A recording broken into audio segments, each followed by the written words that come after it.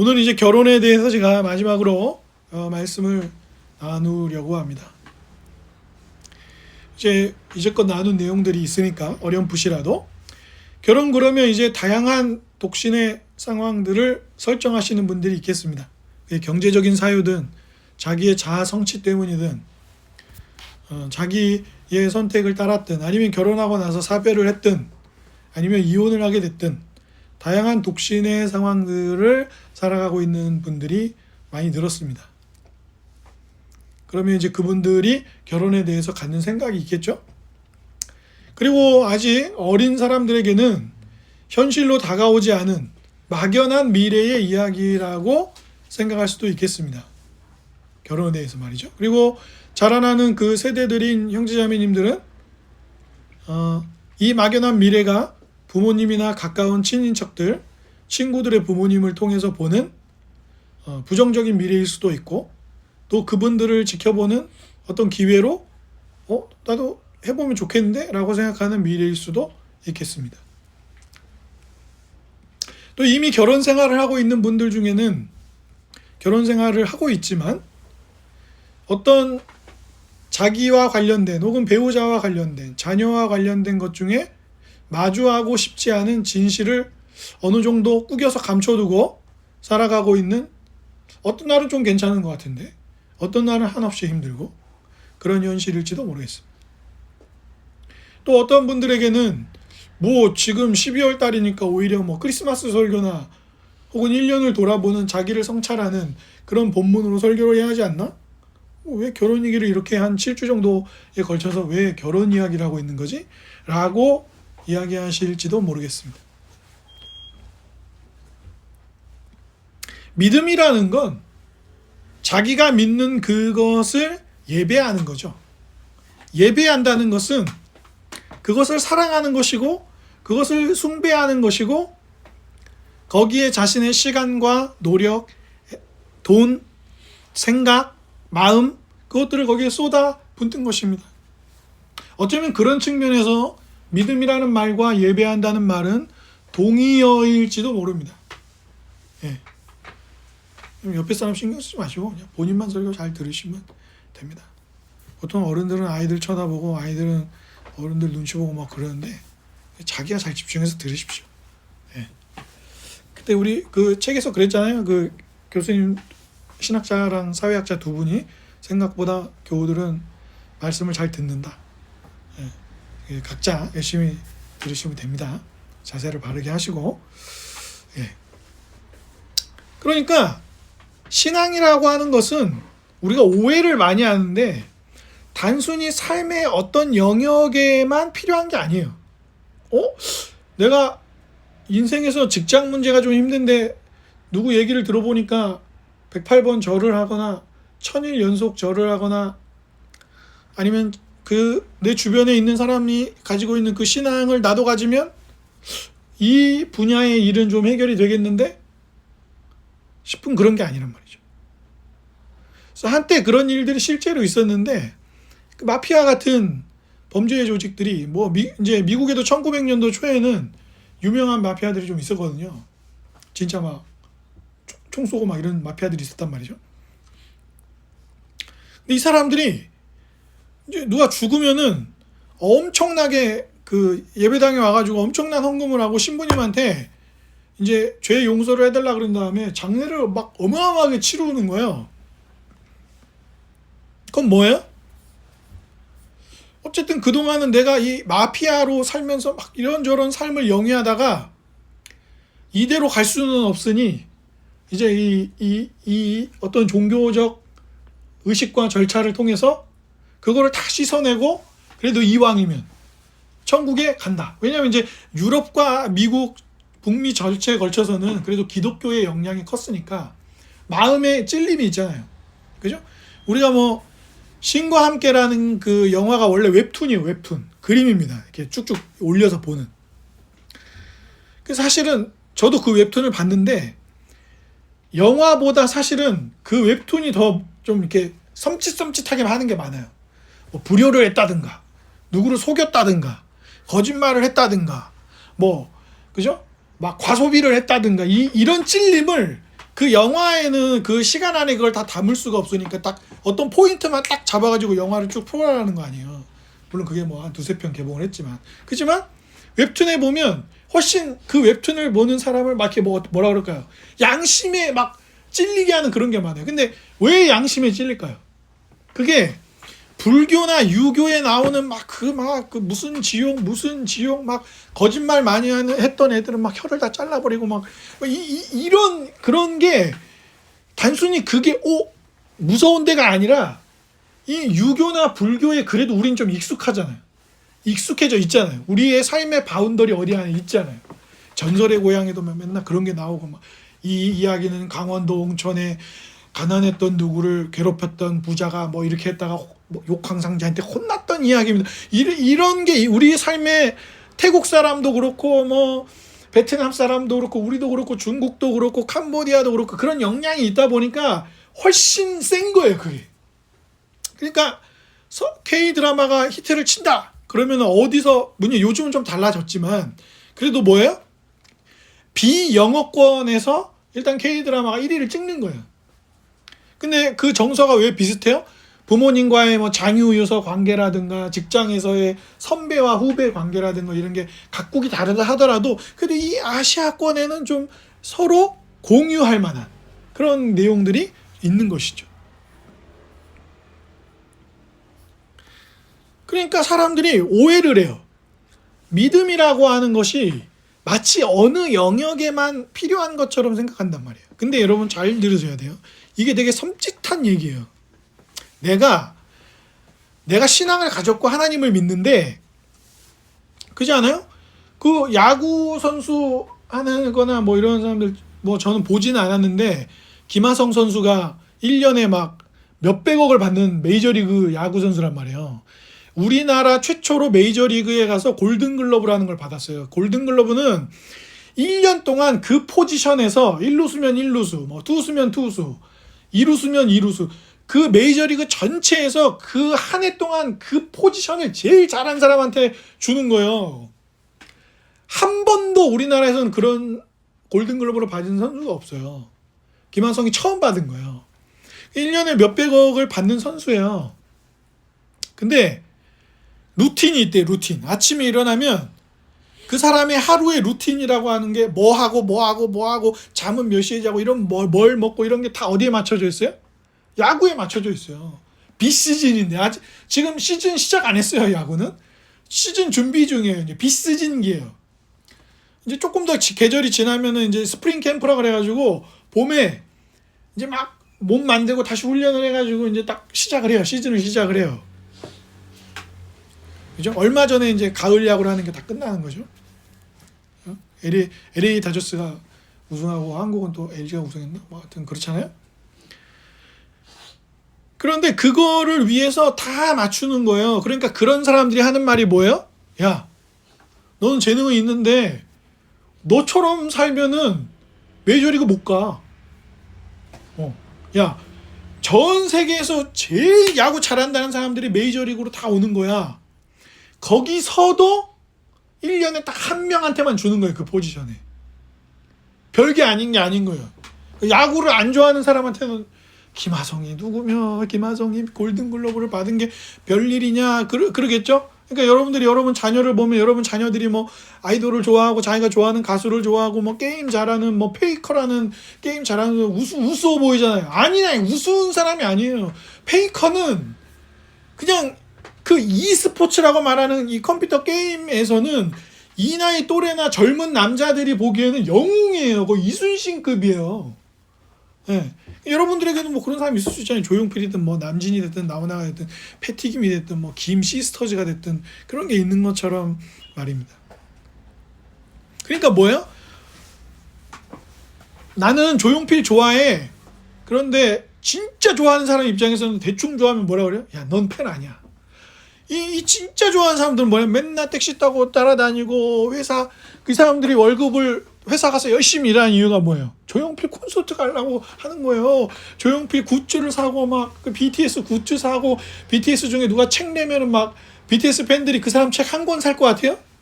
안 그럽니다. 뭐 BTS에서 누가 뭐 RM이 책을 냈다.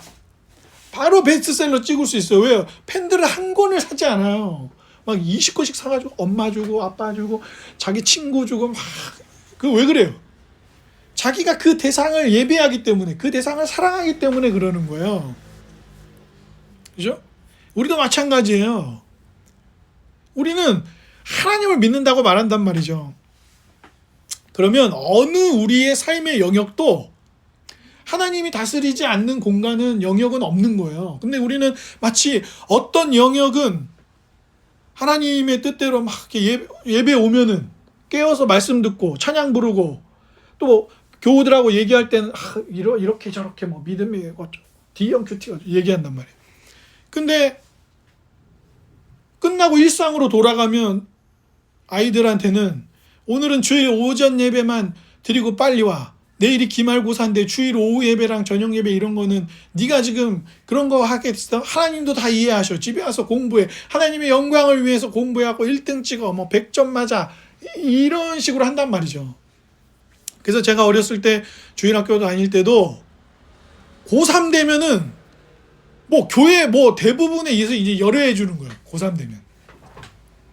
찬양대 하는 거 쉬고 성가대 하던 거 쉬고 뭐 이것저것 봉사활동하고 그런 거 막 1년 열애를 해줘요. 물론 왜 그러는지는 이해를 하지만 마치 어느 삶의 영역에서는 하나님이 다스리시지 않고 그런 것처럼. 그러니까 그렇잖아요.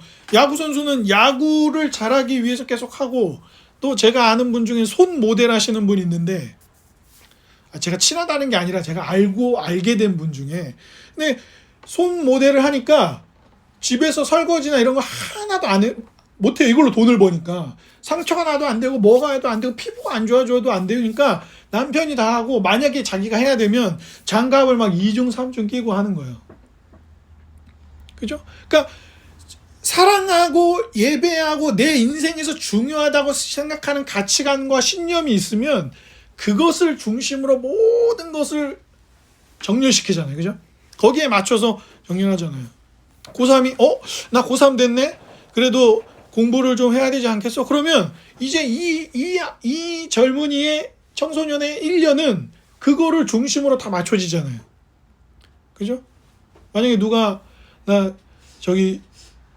오늘 저녁 식사 제가 준비할게요. 내가 요리할게요. 근데 요리를 해야 되는데, 요리를 한다고 뭐를 사고 뭐를 하고 한데 막 6시간 쓰고 그 다음에 지쳐서 쓰러졌어. 그럼 여러분 뭐라고 할 거예요? 그건 아니잖아요. 요리를 하는 거에 집중해야죠. 제가 서론이 오늘 좀 길어졌는데, 만약에 성경이 우리에게 결혼을 단순히 한 남자와 한 여자가 만나서 사랑을 하고 가정을 만들어서 아이를 낳고 잘 먹고 잘 살았다, 이런 얘기로 하나님이 우리에게 결혼을 주셨다면 제가 몇 주 동안 여러분들에게 결혼에 대해서 설교를 할 필요가 없었어요. 그런데 에베소서 5장에서 사도 바울이 5장 31절 32절 지나가면서 이 결혼에 대한 비밀이 참 크다고 했단 말이죠. 그런데 이 비밀이 그 미스테리온이라고 하는 그 말이 어떤 내부 사람들끼리만 알고 있는 비밀, 그런 의미가 아니라, 잘 들으셔야 됩니다.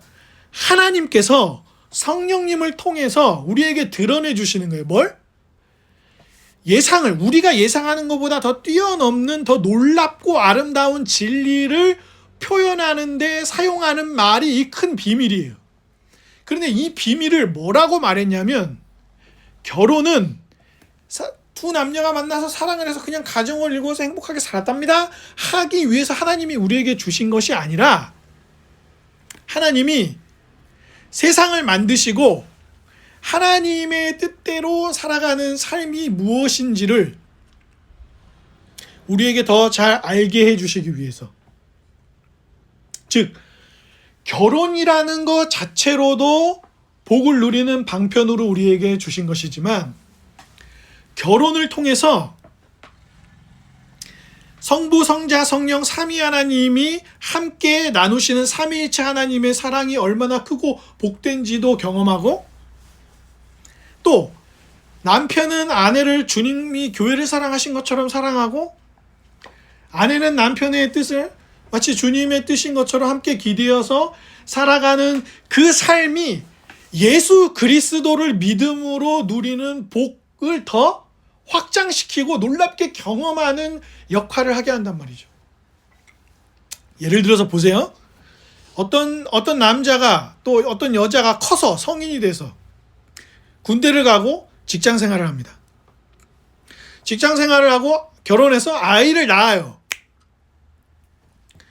그러면 이 경험을 이 성인이 돼서 하는 이 경험들이 힘들고 어렵고 고통스러울 때도 있지만 그거를 잘 겪어내고 나면 이 사람들에게 뭐가 됩니까? 내 인생을 좀 더 깊이 그리고 넓게 인식하고 누릴 수 있는 복으로 온단 말이죠. 예를 들어서 내가 어렸을 때 부모님이 야, 엄마 아빠는 네가 먹는 것만 봐도 배가 불러. 그러면 이거는 물리적으로는 말이 안 되는 말이에요. 왜?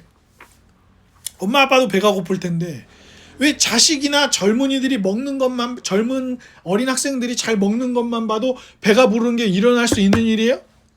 내가 안 먹었는데? 내가 먹어야 배가 부르죠, 물리적으로는. 그런데 내가 어른이 돼서 나이가 더 들고 할아버지 할머니도 되고 내 자식이 아니더라도 젊은 학생들의 그 젊음, 생기발랄함, 그 젊음만이 가지고 있는 에너지가 있어요. 그거는 못 이겨요. 제가 요즘에 이제 고소영 씨나 뭐 고현정 씨나 이런 사람들, 염정아 씨나 다 제가 어렸을 때는 지금 젊은 여배우들이 갖는 그런 아우라 같은 게 있었단 말이에요. 그런데 아무리 잘 가꾸고 아무리 자기 관리를 해도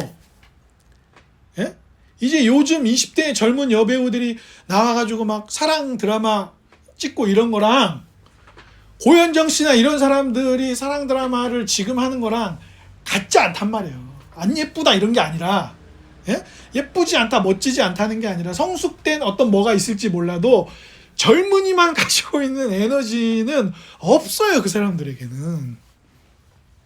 그죠? 마찬가지예요. 우리가 이제 그 경험들을 하고 나면 군대도 좀 갔다 오고 직장 생활도 좀 하고 나고 안 겪어봤던 일들도 좀 겪어보고 어른이 돼서 두려웠던 것들도 막 사건 사고들도 경험해보고 그러고 나면은 어떻게 돼요?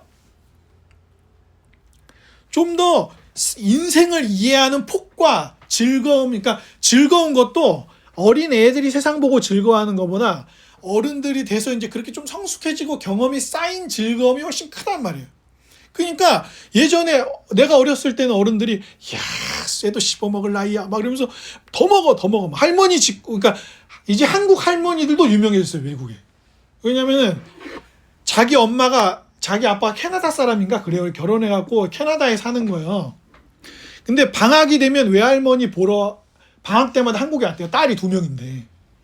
그러니까 근데 외할머니 집에 오면 외할머니가 1년에 한두 번만 이 손녀들을 한 달 동안 만나는 거 아니에요. 한두 달 동안. 그러니까 얘네가 집에 오면 할머니가 어떻게 하시냐면은 우리 손녀들 그러면서 아침부터 시작해갖고 저녁 때까지 막 진짜 막 살이 띠룩띠룩 찌도록 먹이는 거예요. 막 계속 밥을 1공기를 주고 2공기를 주고 아니다 네 나이 때는 이렇게 먹는 거 아니다 막 고봉밥으로 막 2-3그릇씩 먹이고 막 미역국을 주면 막 이따마시만한 막 그릇에다 주고 밥을 요런 그릇에 안 주잖아요. 옛날에 우리 할머니들은 밥을 어디다 줘요? 밥을 국그릇에 준단 말이에요. 그것도 이렇게 쌓아가지고 머슴밥이라고 하는 것을 막 준다고요. 그러니까 외국인들이 뭐냐면 만약에 네가 한국에 갔는데 할머니가 식당의 주인이 할머니다. 그리고 네가 뭐 친구 집에 갔는데 할머니가 있다. 근데 그 할머니가 외국인 친구라고 너한테 밥을 준다. 그럼 넌 각오를 해야 된다. 그런 영상들이 막 유튜브에 있어요. 그 할머니가 너에게 주는 밥은 그냥 밥이 아니고 굉장히 고통스러울 정도로 네 배가 터져가 나올 때까지 그 할머니는 계속 먹으라고 준다. 근데 그게 K 할머니들의 외국인 손님을 대접하는 사랑이다. 이런 식으로 이제 설명이 돼요. 즉 인생이 연륜이 쌓이고 경험이 쌓이면 어렸을 때는 이해 못했던 많은 어른들의 말이나 이런 것들이 이해가 되고 세상을 보는 깊이나 이런 게 더 즐거워진단 말이에요. 제가 언제 이렇게 길을 지나가다가 아주 어린애가 할머니 손을 잡고 뭐 어린이집을 가고 있었나? 막 쫄래쫄래 막 할머니 손 잡고 가는 거예요. 이제 전 채우리를 키워봤으니까 생각이 나잖아요. 그래가지고 이제 저도 모르게 막 웃으면서 봤어요. 그 할머니께서 아우 애 키우는 아버지인가 봐요 막 이러면서 애를 보고 막 좋아하고 있으니까. 근데 아직 어린, 그죠? 그 어린 그런 또래 청년들이나 이런 사람들이 길을 가다 그런 애를 바라보고 막 그러지 않는다고요. 아직은 그 기쁨은 몰라요. 자기가 안 키워봤으니까. 그것처럼 설명을 드리는 거예요. 결혼이 큰 비밀인 이유는 뭐라고요? 이 결혼에는 니네 야 내가 신우로서 너랑 둘을 결혼시켜서 행복하게 살아? 이게 끝이 아니고 그 두 사람의 결혼 생활, 서로를 사랑하는 결혼 생활을 통해서 주님께서는 우리 같은 죄인들을 구원하신 주님의 사랑과 성부, 성자, 성령 삼위 하나님의 그 놀라우신 사랑의 관계 안으로 우리를 부르셔서 야 관계라는 건 이런 거야 진짜로. 너네가 세상 살면서 경험했던 우정, 사랑, 부모님의 사랑 이런 진짜 그 사랑의 기원, 그 사랑이 어디로부터 왔니? 나로부터 왔지. 그러면 너네가 부모님의 사랑이나 친구의 우정이나 애인의 사랑이나 배우자와의 사랑이 그 나로부터 온 거면은 내가 너를 사랑하는 사랑은 얼마나 크겠니? 얼마나 더 진실하고 얼마나 영원하고 멈추지도 않고 얼마나 넘쳐 흐르겠어. 할머니가 주는 밥처럼. 그러니까 너가 내가 준 결혼 생활을 하잖아? 그럼 너는 그 결혼을 통해서 큰 신비를 보는데 그 신비가 바로 예수 그리스도를 통해서 너를 구원해서 나의 사랑을 누리게 하는 그 경험을 넌 하게 될 거야. 그러니까 내가 너에게 신랑을 보내줄 거야. 너는 예수 그리스도를 믿는 사람이고 예수 그리스도를 믿는 너희는 교회지? 근데 그리스도는 너희의 남편이야. 너희는 신부야. 이 이야기까지 와야 된단 말이죠. 그러니까 만약에 먹고 살다 보니까 힘들어요. 먹고 살다 보니까 힘들어. 그래가지고 먹고 살다 보면 힘들어지면 뭘 안 하게 되죠? 당연히 해야 되는 대화, 당연히 해야 되는 소통, 당연히 의논했어야 되는 이야기들, 혹은 속상한 것도 나누기도 해야죠. 기쁨도 나누기도 해야죠. 그래서 옛날에 연애 시절에는 그런 게 너무 좋았어요. 오늘 회사에서 이 김 부장 이 새끼가 나를 너무 괴롭혔어. 그럼 애인이 뭐라 그래요? 이 새끼 내가 가만 안 두겠어. 막 이러면서 이런 얘기도 해주고, 오늘은 내가 뭐 너무 좋은 일이 있어서 승진했어. 그럼 같이 기뻐해주고. 근데 결혼하고 나면 결혼 생활을 하는 것 자체도 쉽지 않고 가정 경제를 이끌어가는 것도 쉽지 않고 또 아이가 태어나서 아이를 막 키우고 그러다 보면 에너지를 이제 그전보다는 훨씬 많이 써야 되는데 에너지는 한계가 있다 보니까 당연히 해야 될 얘기도 안 하게 되고 칭찬도 안 하게 되고 격려도 안 하게 되고 손 한 번 잡아주던 것도 안 하게 되고 그런 거예요. 예전에 어떤 광고가 있었어요. 이제 남편이 결국에 아내한테 딱 광고가 시작하면 그래요. 이제 우리 그만하자. 그래서 헤어지자 그러는 거예요. 그래서 아내가 한 달만 시간을 달라 그래요. 그래서 그 아내가 뭐라 하냐면은 이 남편이 한 달 시간 달라서 그냥 시간을 주는 거죠. 근데 남편이 퇴근하고 집에 들어오면 안아달라 그러는 거예요. 그래서 뭐 그거는 딱 어색하지만 어렵진 않으니까 퇴근할 때마다 이 아내를 안아줘요. 근데 이 아내가 사실은 병에 걸려 있었어요. 그래서 아내는 죽습니다. 이 남편이 아내가 죽고 나니까 이혼은 안 했어. 그래가지고. 근데 딱 지나고 나니까 생각이 났어요. 뭐가 생각났어요? 결혼하고 나면 내가 매일 안아줄게. 이 약속을 했던 거예요. 이 남자가. 근데 자기는 잊어버렸어. 살다가.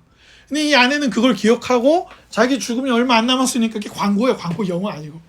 그러니까 안아달라고 했는데 이 남자가 이제 그제서야 엉엉 우는 그런 광고가 있었어요. 물론 이제 그러면서 자기네가 팔고 싶은 뭔가를 보여주는 거죠. 그런데 그렇게 된단 말이에요. 해야 될 칭찬, 해야 될 격려, 손 한번 잡아주는 거, 따뜻하게 토닥여주는 거, 이런 거가 싫거나 안 하고 싶어서가 아니라 직장 생활도 꼬대고 먹고 사는 일도 힘들고 아이 키우는 일도 힘들고 그러다 보니까 이런저런 막 게다가 이제 나라에는 막 내란까지 터지고 그러니까 이게 에너지가 없는 거예요. 우리가. 그죠? 그걸 감당하기가 어려운 거죠. 그거를 못하게 되는 거예요. 그런데 만약에 제가 여러분들에게 설교를 하면서 여러분 결혼은 이런 거고요. 결혼 생활을 잘하기 위해서는 1, 2, 3, 4, 5 요 5가지 원칙을 잘 지키면 여러분은 예수 믿으면서 결혼 생활을 잘할 수 있습니다. 제가 이렇게 설교를 하면 할 수도 있겠죠, 그렇게. 뭐, 그거 나쁘다고만 할 수 없어요. 그런데 실제로 우리가 이제 주변에서 얘기 많이 듣잖아요. 뭐, 부인 말 들어서 나쁠 거 없다. 뭐, 이렇게 해서 안 좋을 게 없다. 아이를 키울 땐 이렇게 해라. 애가 어릴 때는 이렇게 해라.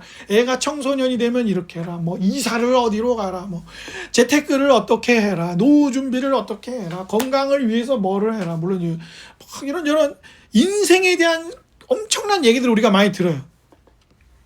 그런데, 실제 결혼 생활을 하면서 우리가 겪는 일들은 뭐예요? 서로 이기려들고 서로 자기중심적으로 일이 이루어지기를 바라고 아내들은 이 더러운 남자들의 수천 년이 가부장제의 더러운 또 남자들은 이제 옛날하고는 달라지지 않았냐, 요즘은 여성들이 더 힘이 센 시절이다, 우리는 너무 힘이 없다, 이렇게 얘기하기도 하고, 남녀 대결, 뭐 이제 그 재테크하는 문제들, 그리고 뭐 말씀대로 살려고 하다 보니까 그것도 잘 안 돼요. 그리고 결혼 안 하고 혼자 사는 선후배들 보니까 나보다 더 행복해 보여. 혹은 이제 아이를 막 키우는데 서로의 생각이 막 다르고 부딪히고, 아이랑도 생각이 다르고, 내가 생각하던 무슨 호하하던 그런 아름다운 결혼 생활이 아니야. 그게 뭐예요? 그게 실제 우리가 부딪히는 생활들이에요.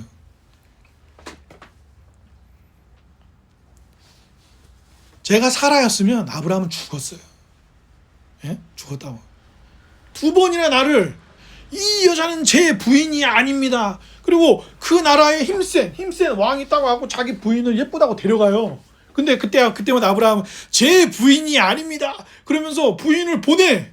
그 남자한테 보내요. 그래 놓고 자기는 구차하게 삶을 연명하려고 합니다. 갈대아 우르에서 잘 살고 있었어요. 그 도시 문명의 초승달 지역이라고 하는 고대 근동에 도시 문명 속에 있었단 말이에요. 근데 거기를 떠날 때도 가자 그래서 난 따라왔더니 이놈이 나를 자기 부인이 아니라고 하면서 권력자에게 나를 2번이나 넘겨요. 그리고 자기가 믿는 어떤 하나님이 나타났다고 하더니 내가 나이가 엄청 많은데 그 하나님이 막 무슨 애를 주겠다 그러고 막 이런 일을 겪으면서 고된 삶을 살아요. 다윗도 마찬가지 아니에요?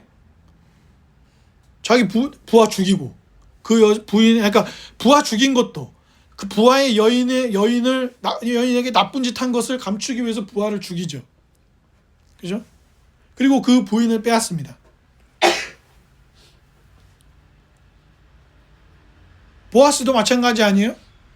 뭐 어떤 사람들은 착각을 해가지고 보아스는 나이가 많은데 이방 여인이긴 하지만 루시 젊은 여자니까 보아스는 젊은 여자랑 결혼한 거 아니냐. 그건 헛소리예요.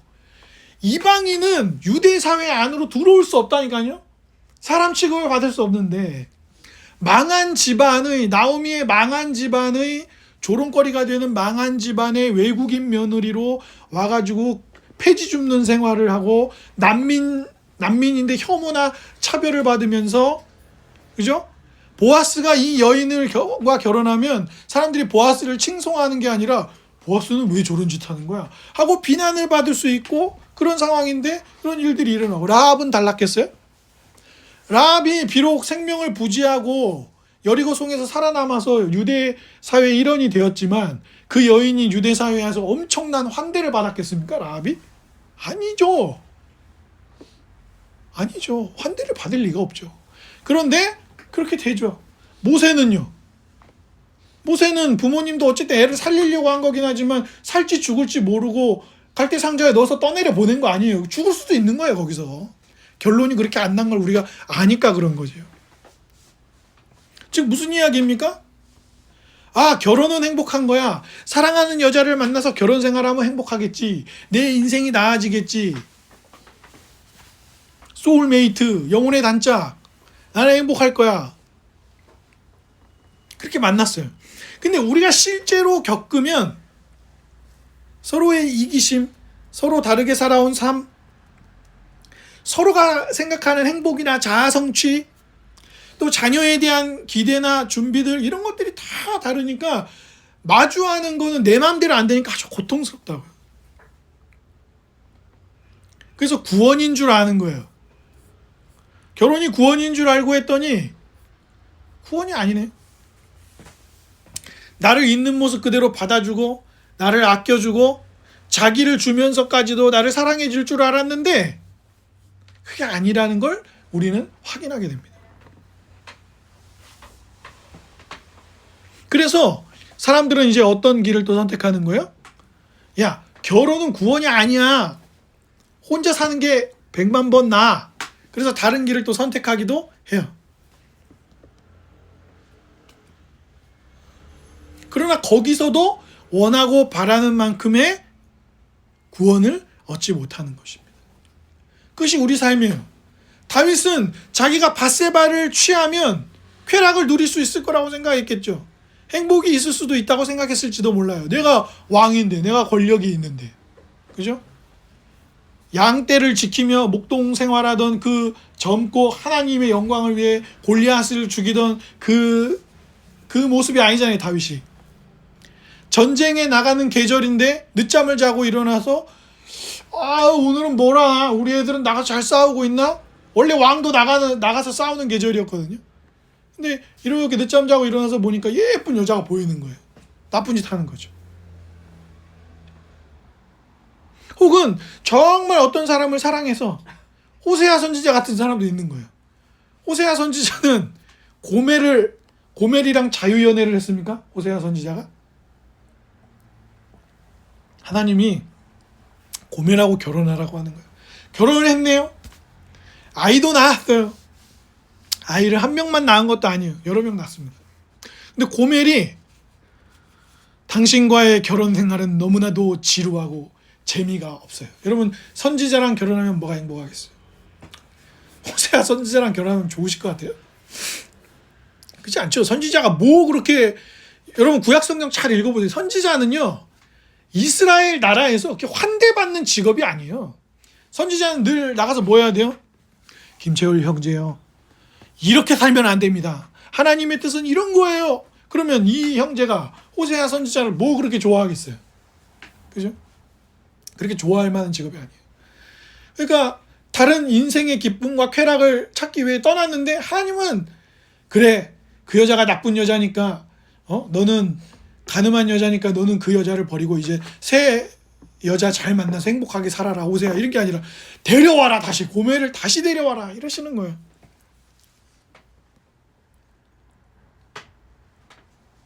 정말 어렵고 정말 깊은 사랑을 요구하는 거죠. 그러니까 우리는 결혼이라는 것을 통해서 뭘 경험하냐면 깊은 좌절을 경험하게 돼요. 이거 안 되는구나. 이거 내 마음대로 안 되는구나. 이거 내가 생각하는 그림대로, 내가 원하는 바람대로 되는 게 아니구나. 내가 생각했던 그 사랑은 이런 거였는데 내가 바라는 그림대로 이루어지지 않는구나. 그러니까 어떻게 보면 요즘 현대인들은, 젊은 사람들은 예전 어른들에 비해서 결혼을 더 간절히 더 이상적으로 생각하고 사랑하고 있는 건지도 몰라요. 왜요? 옛날에 어른들은 결혼이 그렇게 결혼은 우리의 인생의 구원이야 라고 생각하지 않고 결혼해서 괜찮게 살았던 건지도 몰라요. 근데 요즘 젊은 사람들은 만일 결혼을 해야 한다면 결혼은 정말 엄청난 걸 거야. 우리가 생각하는 것 이상의 뭔가를 줄 거야. 그래서 막상 해봤는데 그게 아니야. 그러니까 훨씬 더 큰 좌절을 맛보고 어떤 선택을 하는 거예요? 이혼이라는 선택을 하는 걸지도 몰라요. 왜요?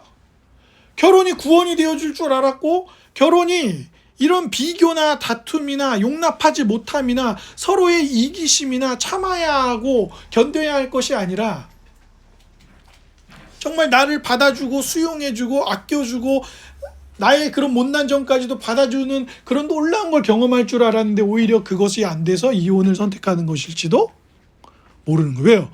기대를 많이 하는 사람이 뭘 잘하게 되죠? 기대를 오히려 많이 하게 되면 포기하거나 더 깊은 좌절을 하게 되죠.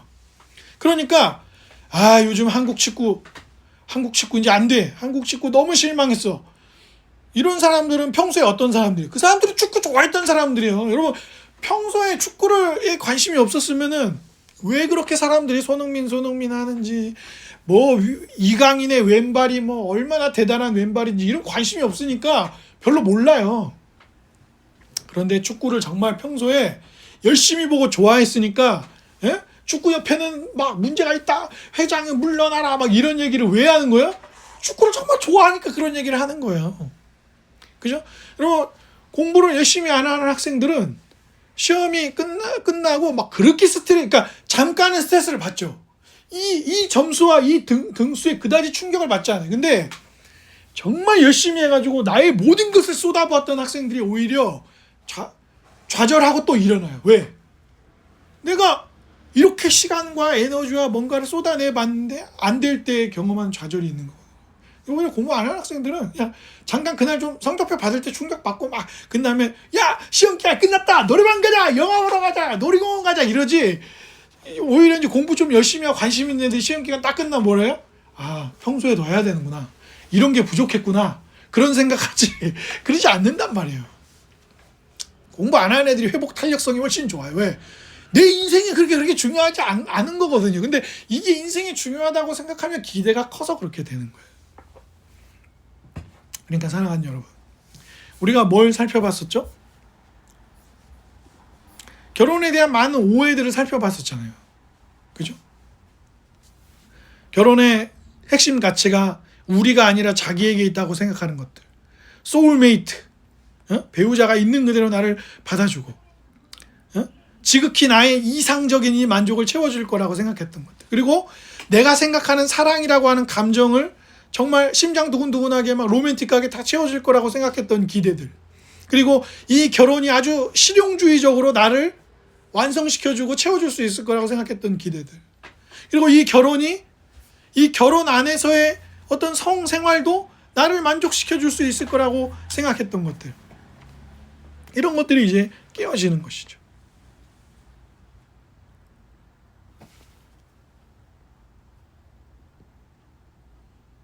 그런데 예수 그리스도께서 우리를 죄에서 구원했다라고 하는 건 이 결혼하고도 깊은 관계가 있는 것입니다. 왜요? 우리는 결혼이 어떤 나의 이기적인 만족, 신체적인 쾌락, 또 나는 배우자에게 어떻게 하더라도 자녀에게 어떻게 하더라도 이 가족은 이 배우자는 이 자녀는 나를 이렇게 받아주고 나에게 이렇게 해줬으면 좋겠다라고 하는 그런 기대들이 그 갈망은 맞지만 그 갈망은 굉장히 이기적이고 소비적인 방식으로 그리고 자기가 생각하는 이기적인 방식에 맞춰져 있단 말이에요. 그런데 예수 그리스도께서는 우리를 죄에서 구원해서 우리를 어떤 결혼으로 이끄냐면 서로가 자신들을 결혼으로 이끄신 하나님을 바라보면서 예수 그리스도를 통해서 자신들을 새롭게 빚어가시고 그리고 이 두 사람을 어떻게 해요? 이 두 사람뿐만 아니라 이 자녀들과 이 가족들을 하나님을 닮아가고 하나님을 즐거워하고 하나님이 주신 이 결혼 생활과 관계와 기쁨이라는 것을 왜냐하면 삼위 하나님이 누리시는 관계를 이 가정 안에 거울과 같이 반영하도록 주셨으니까 그것을 누리는 것으로 우리를 부르시는 거죠. 만약에 하나님이 우리에게 봄을 주셨다면 봄은 봄대로 즐거워하고 여름은 여름대로 즐기고 가을은 가을대로 기뻐하고 겨울은 겨울대로 기뻐하는 것처럼 하나님께서 이 가정이란 울타리를 주시고 배우자를 주시고 자녀를 주셔서 그 안에서 서로 헌신하고 사랑할 때 누리게 하시는 복을 누리는데 이 헌신이 어떻게 가능하냐 이거예요. 이 말 안 듣는 자녀를 어떻게 끝까지 사랑하고 말씀대로 이끌어가요. 어떻게 이 배우자와 함께 모든 것을 의논하고 우리 각자의 허물을 진실하게 내어놓으면서 하나님의 뜻대로 가져갈 수 있어요? 이걸 포기하지 않게 하는 이것을 하나님의 뜻대로 꾸준히 가져가게 만드는 동력이 뭐예요? 그것은 그리스도께서 자기를 내어주셔서 끝까지 사랑하신 사랑입니다. 다윗이 이제 나단 선지자를 만나고 나서 밧세바를 범하고 우리아를 죽인 일을 시편 51편을 통해서 회개합니다. 그죠? 그 깊은 회개의 이야기 속에 이런 내용이 나와요. 제가 읽어드릴게요.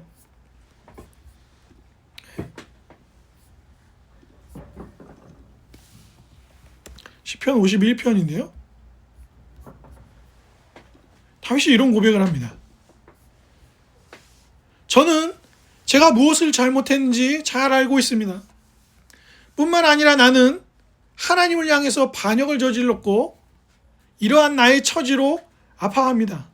그러나 이 기도의 끝에 가서 자기의 죄를 절절히 고백하면서 이 기도의 끝에 가면 다윗이 뭐라고 얘기하냐면, 하나님은 상한 심령을 멀리하지 않으시고 자기의 죄를 진실되게 아파하고 고백하는 이들을 멸시하지 않으시는 자비가 있으신 분입니다. 그러니까 지금 내가 죄인이라고 막 가슴을 치고 막 소리를 지르고 울어서 나를 용서해 주시는 게 아니라, 하나님은 너무 자비로우시고 은혜가 많으신 분이라서 나를 용서하십니다.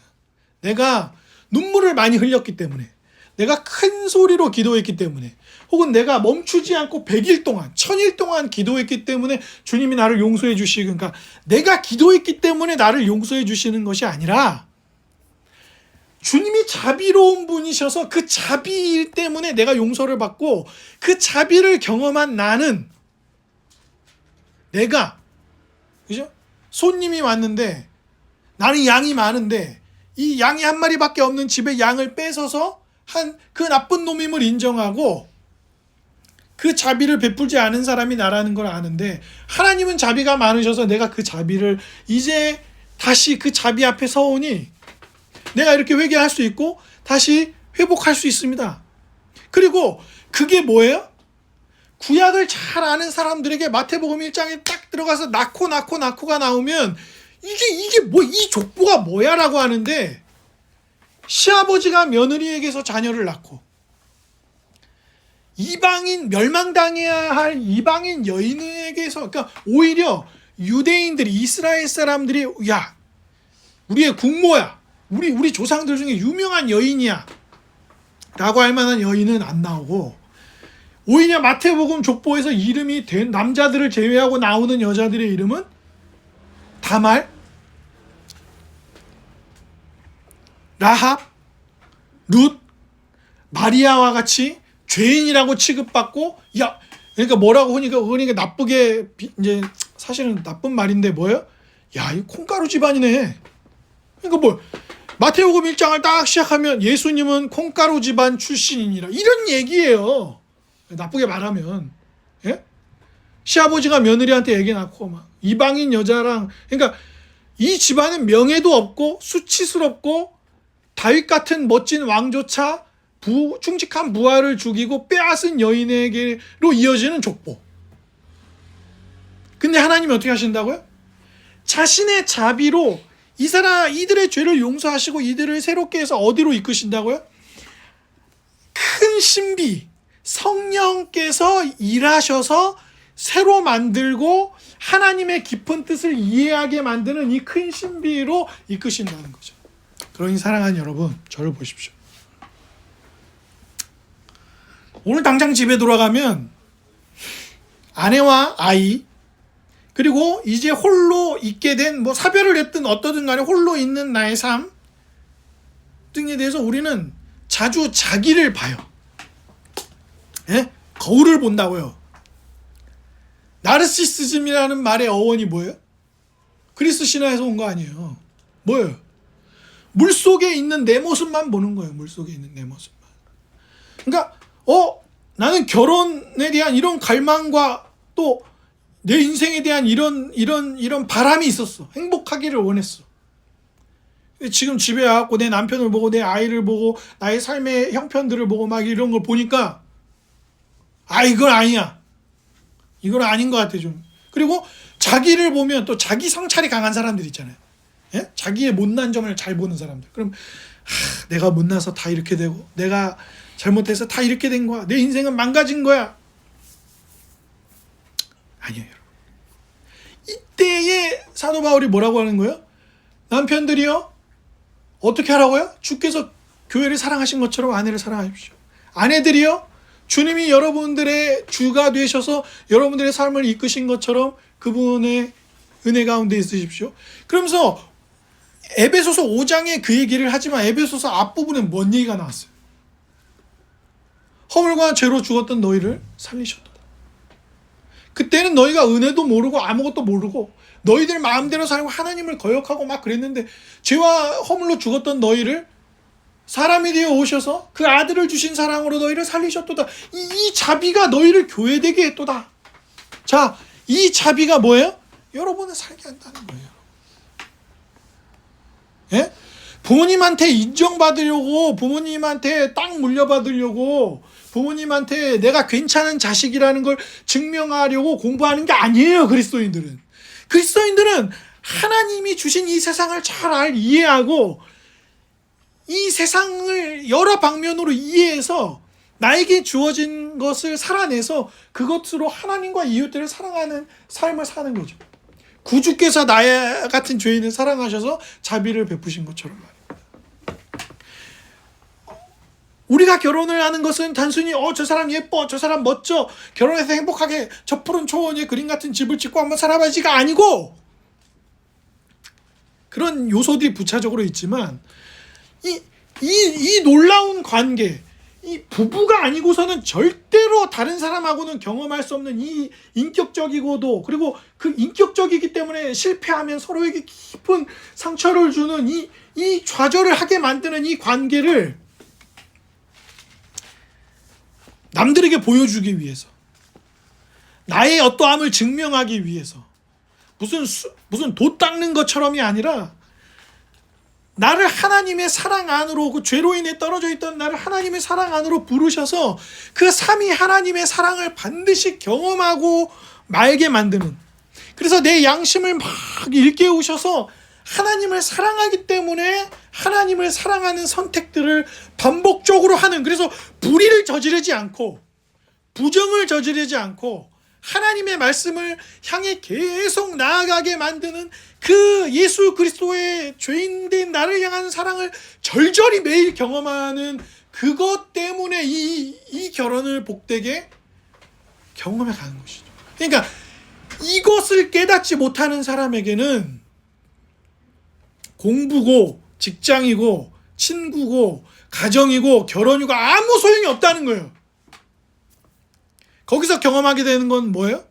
반복적인 자기 상처, 좌절, 정복 대결, 비교, 책임지지 못하는 싸움, 그리고 남편이나 아내나 자녀가 우상이 되는, 사실 그것이 나를 구원해 주지 못하는데 자기의 구원을 거기에 두는 그런 반복적인 좌절과 망가진 삶으로 갈 수밖에 없어요. 그래서 사도 바울이 남편들이여 아내들이여 라고 얘기하면서 결혼이 큰 비밀이라고 얘기한 거예요. 왜요? 여러분, 결혼은 결혼으로 끝나는 것이 아닙니다.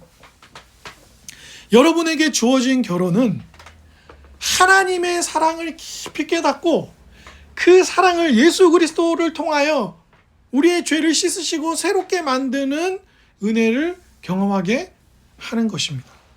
그래서 사람들이 종종 로맨스 드라마를 보잖아요. 영화도 보고요.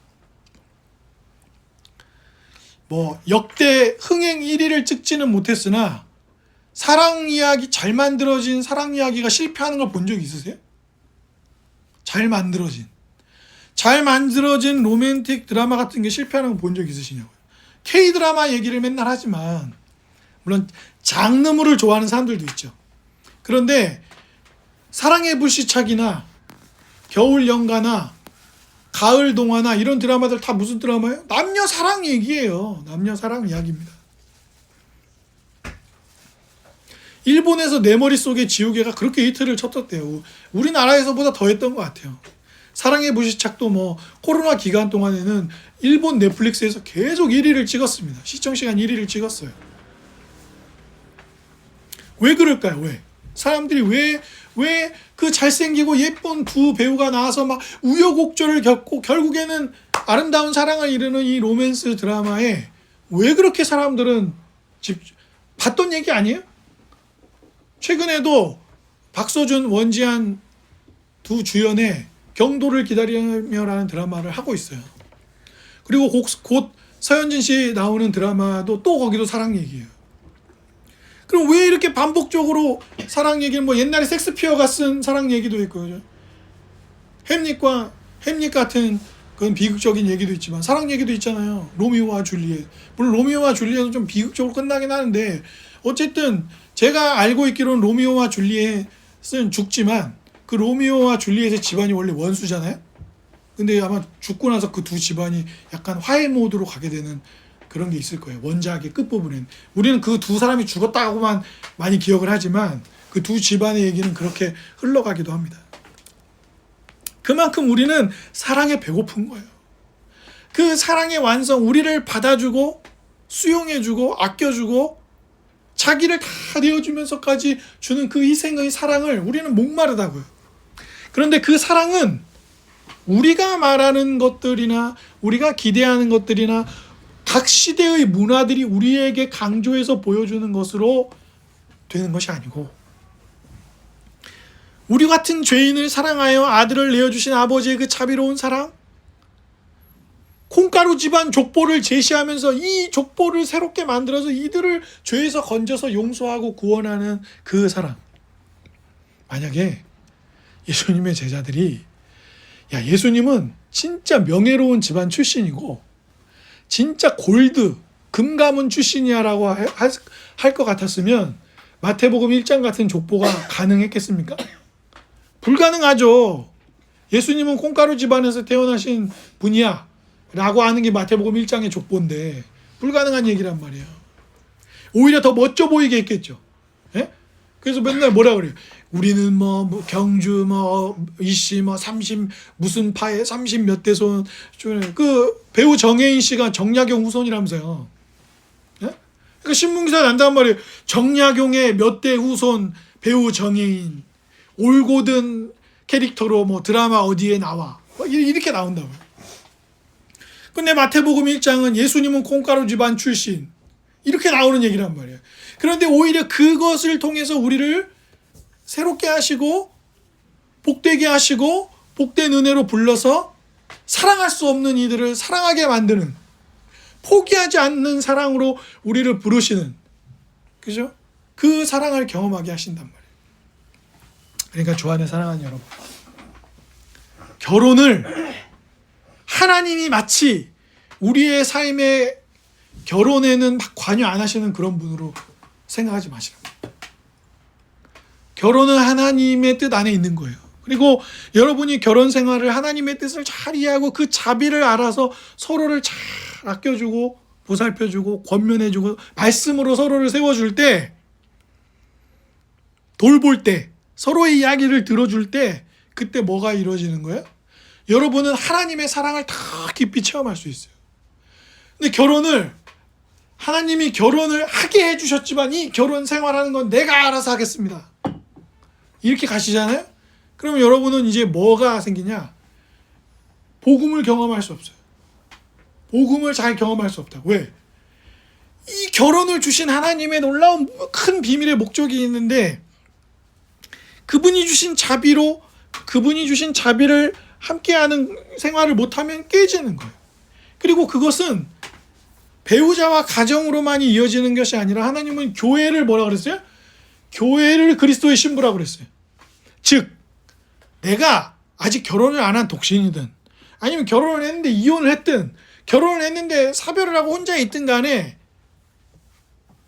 이 교회 공동체가 뭘 한다는 거예요? 그 삼위 하나님의 사랑을 알아서, 죄인들을 부르신 은혜를 알아서 그 은혜로 이 교회 공동체가 뭐 하는 거예요? 신랑 되시는 그리스도와 함께하는 복된 생활을 하면서 이 공동체가 또 가정의 역할을 하는 거예요. 그러니까 마치 교회 공동체가 서로를 돌보는데, 우리 뭐 혈연도 아닌데 뭐 왜 내 삶에 관여하십니까? 이러시면 안 돼요. 주님이 우리에게 주신 그 자비를 맛보고 복음을 선순환하게 만드는 복된 경험을 하게 하는 은혜가 여기에 있습니다. 그러니 주 안에 사랑하는 여러분, 여러분의 결혼 생활을 주님 앞에 두세요. 주님이 두신 은혜로 그것을 가져가십시오. 먼 얘기라고 생각하지 마세요. 그것은 곧 혈연으로 맺어지는 부부나 가족만이 아니라 뭐라고요? 교회 공동체를 그리스도의 신부로 부르시는 은혜이기도 합니다. 부디 죄인들을 새롭게 씻으셔서 용서하시고 하나님 자녀 삼으시는 그 사랑을 성취하신 분의 자비를 더 깊이 맛보고 그 자비로 교회 형제 자매들을, 여러분의 아내를, 여러분의 남편을, 여러분의 자녀를, 여러분의 형제를, 그리고 교회 공동체 지체들을 그 자비로 맛보아 사랑하는 은혜를, 그리고 이웃들을 그렇게 사랑할 수 있는 은혜가 있기를 바랍니다. 원수를 사랑할 수 없어요. 우리는 사랑하는 이들조차 사랑할 수 없습니다. 그리스도 때문에 그 사랑을 흘려보낼 수 있는 거예요. 부디 그리스도께 나아가 여러분 자신을 자꾸 거울에 비춰보지 마시고 그리스도를 봄으로써 그 사랑을 더 성숙한 은혜로 경험할 수 있는 여러분이 되기를 주님의 이름으로 축복합니다.